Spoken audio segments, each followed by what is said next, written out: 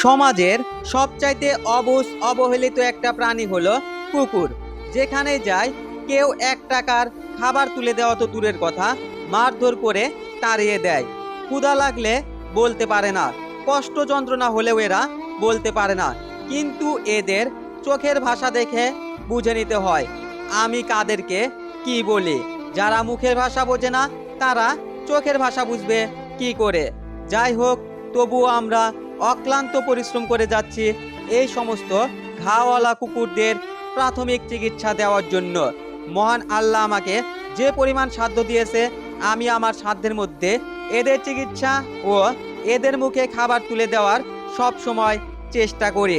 আপনার একটা শেয়ারের উছিলায় আমরা আরেকটা কুকুরের দায়িত্ব নিতে পারবো, তাদের চিকিৎসা দিতে পারবো। যত বেশি শেয়ার পাবো তত বেশি অবহেলিত প্রাণী কুকুরের দায়িত্ব নিতে পারবো আমরা। প্লিজ এরকম অবহেলিত প্রাণীদের মুখের দিকে তাকিয়ে একটা শেয়ার করে দিবেন, যেন আমরা এরকম কাজ চালিয়ে যেতে পারি ইনশাল্লাহ।